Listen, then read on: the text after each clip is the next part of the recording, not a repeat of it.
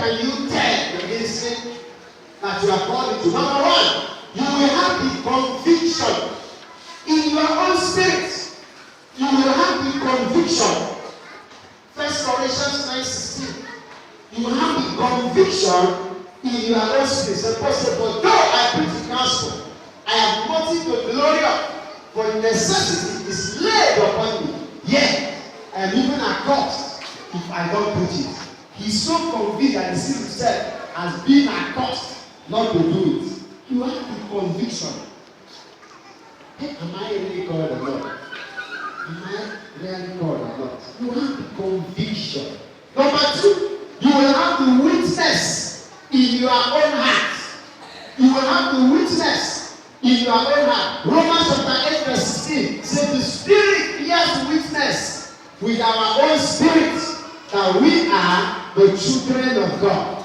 The Greek talks about martyria, witness, which means a bearing witness, certifying, witnessing to. Then the Greek word martyrion means testimony as born or given, the declaration that confirms or makes anything known. So there is a martyrion, a witness, a testimony that the Spirit confirms in your own spirit as being the right minister God has called you. Number three, you will have the spiritual equipment. Number one is conviction. Number two is witness. Number three is spiritual equipment. That's what we call gifts of the Holy Spirit. There's no mechanic that does not have what is called toolbox. You are tool for what? That is your spiritual gift. Every electrician has a toolbox. Even the doctors, they have their toolbox, first aid box. Those are the tools, things related to what they are doing.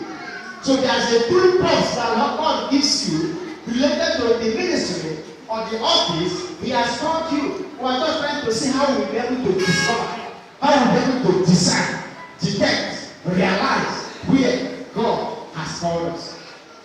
As for the Apostle chapter 8, verses 5 through 7, tells us that. The Bible says that Philip went to the city of Samaria and preached Christ unto them. And people with one accord listened to what he did, to what he said. Here, as they saw the miracles that Philip performed. Why? The Bible says, unclean spirits cried out with loud voice, came out of men that were possessed. And even those who are taken with palsy, those who were lame, they were all healed. They saw the miracles. Miracles is the major gift accompanying the evangelical minister, because we use miracles to win souls. The people, we have been following one man they call Simon the magician. But when he came by miracle, they left Simon and turned to Jesus through Philip by the miracle. So if you are in the evangelical ministry, you have to pray for the manifestation of the miraculous. Because miracle is what is used to catch people's attention and bring them to Christ. Praise the Lord. 2 Corinthians chapter 12 verse 12. The Bible says, truly, the signs of an apostle we are not among you in all patience, in signs and wonders and the mighty deeds. So Paul is saying, I'm not just calling myself an apostle, but there are signs that show that I am an apostle. I will tell the Corinthians, these signs, you saw them, they were demonstrated among you in all patience, in signs and wonders and mighty deeds.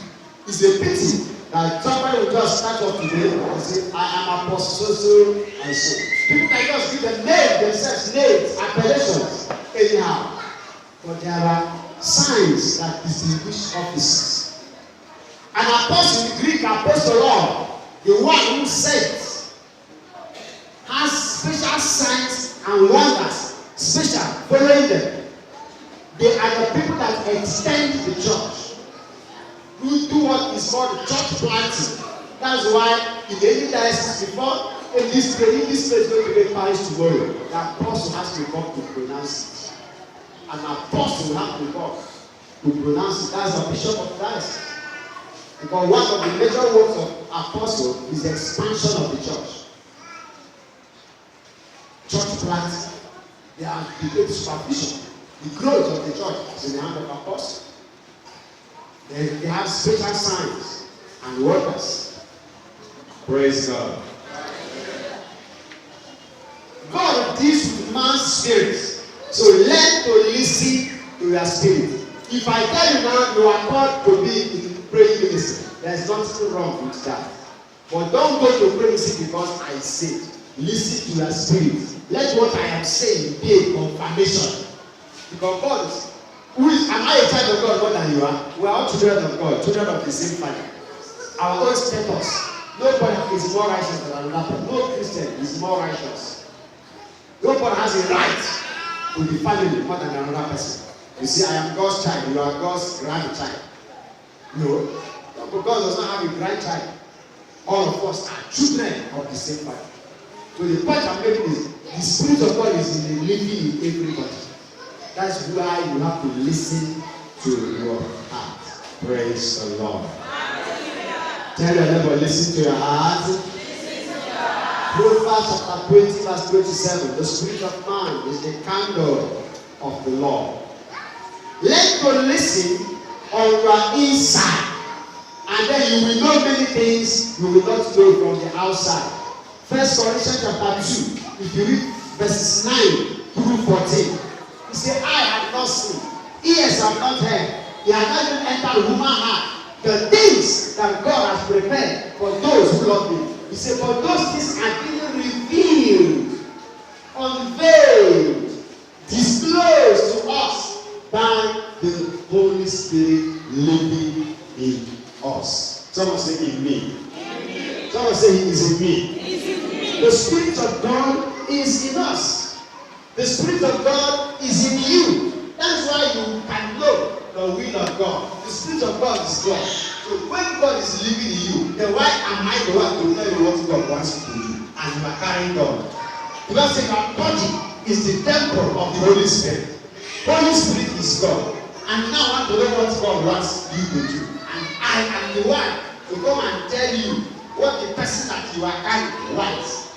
So I should rather teach you how to understand him, how to listen to his voice, how to recognize his voice, and his leading. But the Bible says, as many as are led by the Spirit of God, not as many as are led by their pastors, by their ministry leader, by their coordinators. Okay? As many as are led by the Spirit of God are the sons of God. Meaning, he is expected to lead. He is here to lead. Not to force, but to lead by giving you direction, revelation, inspiration, so that you can now act them out. Just like on the day of Pentecost.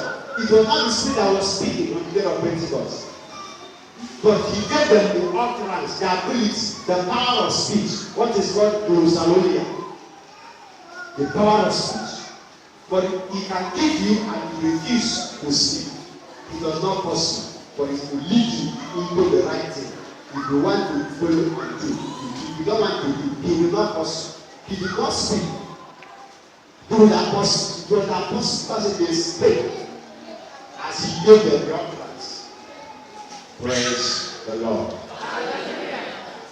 All right. If you are not consecrated and committed, you may not be able to discern his voice and his leading. And that is why if you are living a worldly, a carnal life, what the Greek calls starves or antidos, that's living in carnality.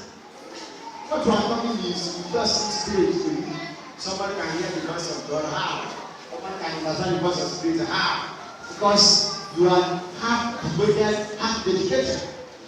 But if you are actually following us, serving God in spirit and in truth as is supposed, you will have a compulsion on the inside of you. Now the methods through which or by which people are called are not important. What is important is that you are obedient to to the call. Whether you are called through a vision or dream or voice or angel or like Samuel, you had a physical voice calling your name. What matters is that you are able to discern and obey. Praise the Lord. What are some of the ways then through which God calls people into the ministry?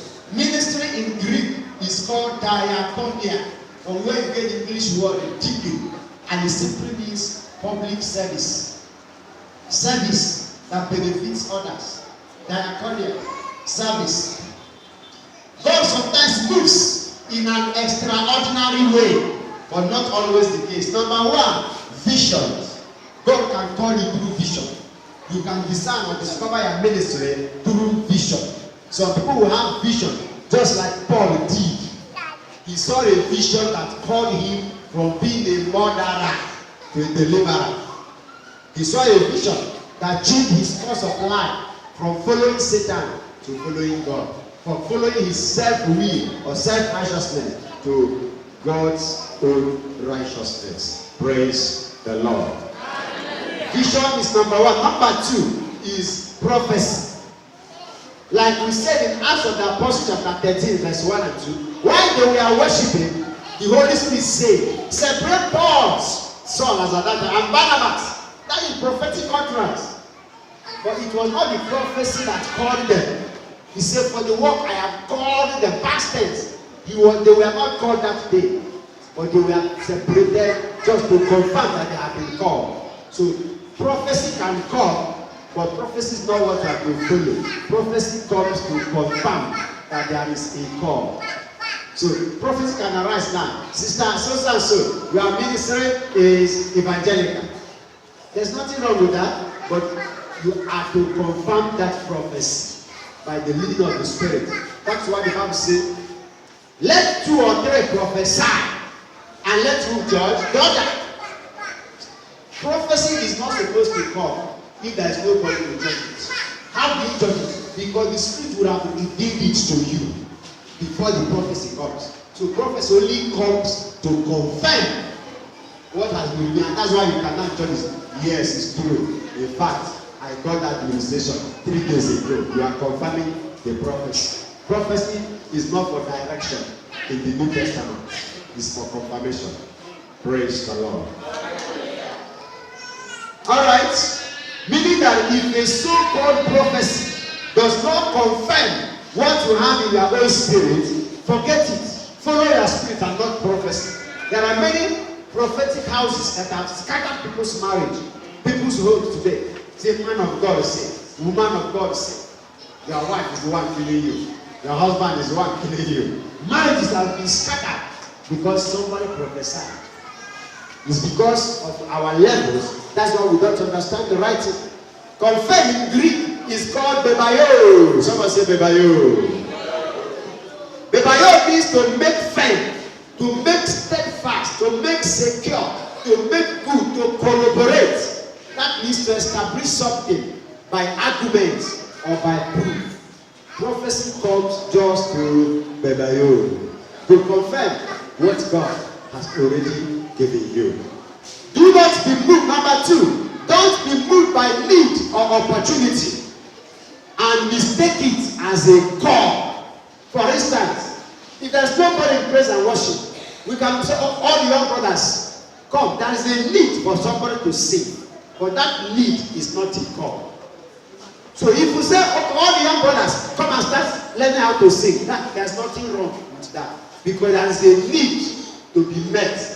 But don't fulfill that need as now that God has called you. Meaning that if you know where you are called, the moment the ministry this one is established, you withdraw and let those who are called here continue. You can't continue with where God has called you. There will always be a need. In fact, with spiritual gifts, God can use you to heal, even if you don't have the gift of healing, if there is a need. God can even use you to raise the dead. There is need. As long as God wants to do something, He must use an available instrument. If the one sent is not available, He can use anybody. That's why He must say He can even use stones. If men's mouth gets closed in praising God, stones can do the work. that does not mean that stones were created to praise God or to worship God. Praise the Lord. So a need, just like Uzzah. Uzzah was the king because he saw a need to hold the ark. But he was not called into the ministry of coming close to the ark. That was what killed him. There will always be needs, but don't mistake a need from a God. Praise the Lord. Point 3. An anointing will evidence a call. An anointing will showcase, will help people discover. So the question is, where am I anointed? 1 Samuel chapter 10. Before Saul mounted the throne as a king, he was anointed. Anointing for kingship. 1 Samuel chapter 16. David was anointed for the throne. Now the Bible says we have been anointed in 2 Corinthians chapter 1 verse 21. Every child of God is anointed. That is the reason why you are called a Christian. The word of Christ is anointing.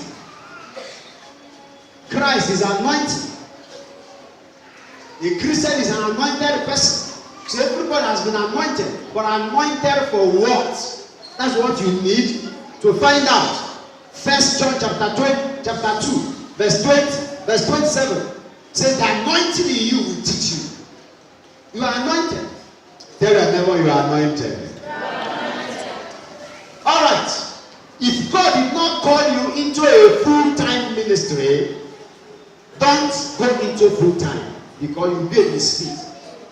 Make it clear. Get it clear. Everybody is called, but not in the same level, not in the same capacity. Then what we call full-time call. But everybody is called. Whether you are a housewife, you are called. Every child of God is called. If you are a businessman, that's a call. You serve God through the business. We want to organize crusade now. It will take us 500,000. Who will bring the money? Maybe that's why we are here. You may not know how to teach, but you can bring that money in support of the gospel. That's why God is making to prosper. Not so that you show us that you are better than all of us. No. There is a gift of making money. Just as there is a gift of teaching and preaching. The Bible says it is He that gives you power to create wealth. So it is for His also sake. Everybody is called. Meaning whatever you are doing, do it to the glory of God. That is the prayer we make. Our Father who art in heaven, hallowed be thy name. Thy kingdom come in my business. Bring down His kingdom through your business. Manifest it through your office, through your education, and so on and so forth. Praise the Lord.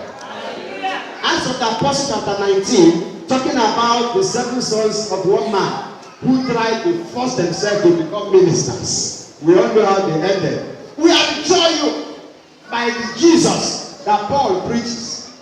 And even the evil spirit knew that these people were not called. And the evil spirit responded in the symbol. I said, Paul, I know. Jesus, I know. But to you, in our kingdom, you are not existing. We don't know you. We don't know you. So how can we obey you? We don't know you as a child of God in our kingdom. We don't know you as a minister. Praise the Lord. So spiritual things are more real than physical or natural things. That is why you don't do it anyhow. So in 5, how do you know you are called? No, in Greek it's called ginosko. And that means to perceive, to observe, to obtain a knowledge or insight into anything. Amen. Ginosko, to know, gives rise to what is called genosis, which is the Greek word for knowledge and understanding of something, the insight that manifests through thorough understanding of the subject with which it meets. From ginosko, you develop to genosis. From genosis, you develop to epignosis. What is epignosis? Clear and exact knowledge. A knowledge that has a powerful influence on the knower. That's what we call God kind of knowledge or revelatory knowledge. A knowledge that transforms your life, that has an influence. That is the meaning of epignosis. When somebody is without knowledge, lacking knowledge, the Greek says that that's the state of agnosia or ignorance. Number one, how do you know you are called? Whom God calls, He equips. He equips. He equips. You cannot say, I'm called to be a doctor, and you cannot withstand blood. The fact that you can resist the flow of blood and not start is an equipment that you can be a doctor. You see, there are natural equipment, there are supernatural equipment. That's why we are all different. The things you like may be irritating me. The things I like may be irritating you. In fact, there are many ways to discern or discover where you are from, your vocation, your ministry, etc. Praise the Lord. Matthew chapter 10 verse 1. When Jesus called out his 12 apostles, Bible said he gave them power to deal with unclean spirit. Why? He was sending them for a spiritual assignment, so he gave them spiritual power. When soldiers are to be sent to Sambisa forest to go and fight Boko Haram or ISWAP, are they not equipped? They will be equipped with physical weapons, but they are going for physical assignment. So God cannot send you for an assignment and not equip you. Every human government is imitating divine government. Have you discovered your equipment? Are you fitted? Are you combat ready? Praise the Lord. Have you discovered your arms and your ammunition? Luke 10:19. I have given you authority. Mark 16:15. Acts 1 verse 8. You will receive power, dunamis, inherent power, when the Spirit comes upon you, and so on and so forth. Praise the Lord. So once God calls somebody, He will equip that person with the requisite spiritual gift that is needed.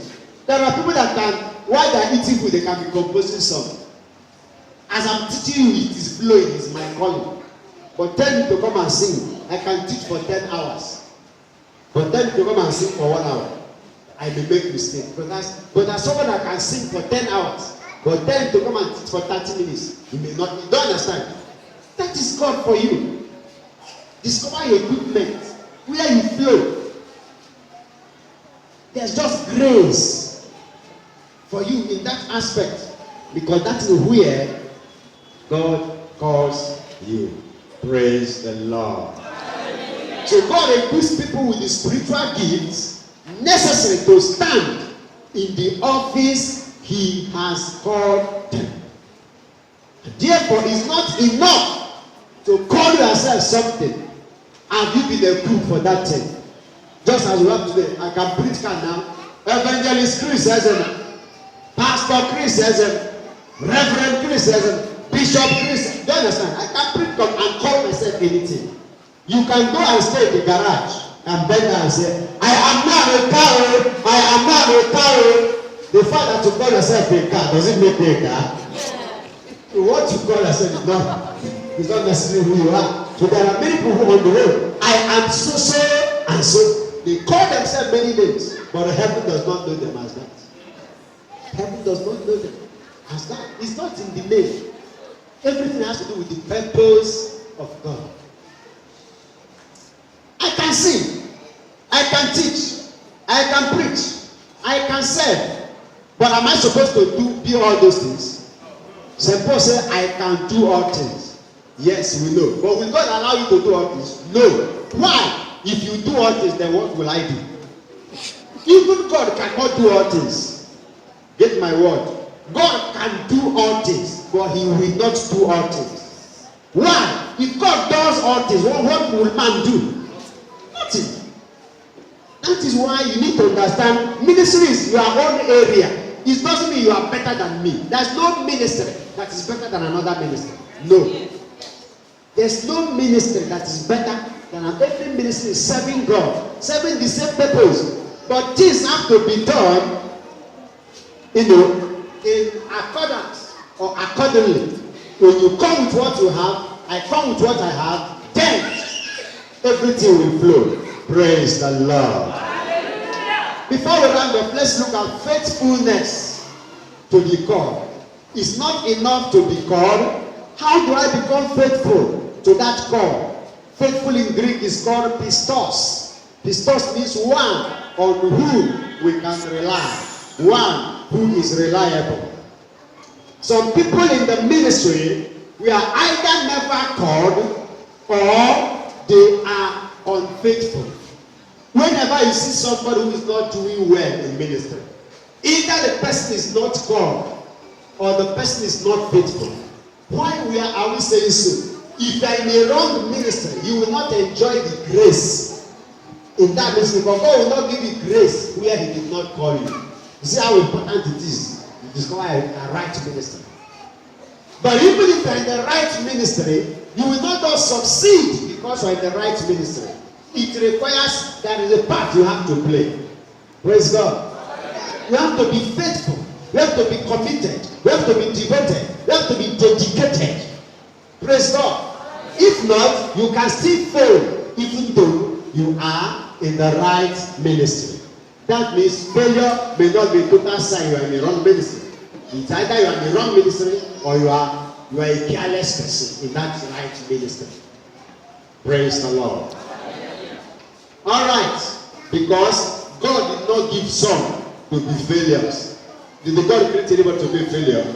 Anybody who is failing means there is a mistake with that person. Something is wrong. So how do I become faithful? Number one, study. Someone say study. 2 Timothy 2:15. Study to show yourself approved, a workman who does not need to be ashamed. Preparation time is always an asset. I was teaching some teachers yesterday. I was telling them how to prepare a teaching. Don't just come and begin to speak because you can speak. If you want it to create impact, there's a preparation time. Before you come and sing, there are some songs you can sing that while you are singing it, healing is taking place. It's not because of the song, so to say, but the grace flowing through you in the song. I had a story that somebody, is it a pastor, after he recited Psalm 23, people were clapping. I remember saying, excuse me, can I have the opportunity to recite the same psalm? He said, yeah, go ahead. And the person picked and recited Psalm 23. And before he could finish, people were crying. The same psalm. One person did it, people were clapping. The other person did it, people were crying. The person was surprised. How come when I recited my own, people clapped? You came with your own and the people were crying. And the man said, it is because you know the psalm, but I know the shepherd. You know the psalm, but I know the shepherd. You can grab anything and come and share it. People can just clap and go. But what of the impact? What impact? Teaching is an overflow. Latin says, the more that God none have it. You cannot give what you don't have. If a cup is empty, you cannot spill out to the environment. Until the cup is first of all filled, then it cannot be blessing. So it doesn't make sense that I'm trying to come and give you when I have not received. Before you sing to us, sing to yourself. Before you preach to us, preach to yourself. Do you understand? Before you be a blessing to us, make sure you have the blessing. You are in the blessing. You enjoy. You are not just a brood. What is a brood? That which blesses others without being blessed. How? When your compound is dirty, what do you use to make your compound dirty? Broom. Have you ever washed your broom? You say, oh, this broom you are dirty, let me wash it. No. The broom you can't continue to be dirty, but you want to make the environment clean. There are many broom Christians. Broom preachers. Are you a broom preacher? Are you a broom minister? No, sir. Praise the Lord. Number 2, apart from study, dedication. Every call requires a dedication, which is total willingness to do the will of God. Number 3, consecration. Along with the call goes a consecration. Consecration means being set apart. That is why those in praise and worship, there are certain things they don't eat because they want to train their voice. As a Christian, you already set apart. You don't join people to crack jokes anyhow, to play fools. There are certain things you don't do just because you are a Christian. When it comes specifically to ministry, then you know that there are things you are supposed to be doing or not to be doing with regard to that particular ministry. Praise the Lord. Submission. Along with the call goes a submission to the will of God. Be an obedient person. Be a person of integrity. Integrity, if you have read my book, School of Prayer, I explained it. Integrity comes from the root word integer. If you did mathematics, you understand the meaning of integer. Then when we hear 2 whole number, 2/4. That 2/4 is called a fraction in mathematics. But the 2 whole number is called what? Integer. Because it is whole. It is whole does not mean it is one. When you hear someone say a whole me, not everybody is actually whole. Because whole, integer is from where you get the word integrated, coordinated, or integrity. It means that you are an integer. You are a whole number, not a fraction. What do you mean by a fraction? He will say A and he is doing B. That's a fraction. There is no integration. Help me ask another, are you an integer or a fraction? Praise the Lord. Alright, Psalm 15 verse 4 gives one of the characteristics of a spiritual pilgrim as the one that swears to his own heart and does not change. Even if it means him being hot, he can be hot. Okay, let's round up. Point 6. Develop. Tell your neighbor, develop. Develop means to mature. If you are a baby Christian called nepios, you have to develop and become what the Greek calls teleios, a mature person, so that you will be able to understand what God requires of you. Everybody in the childhood stage will always make mistakes. Now, a baby Christian, there are many things you may not understand. Praise the Lord.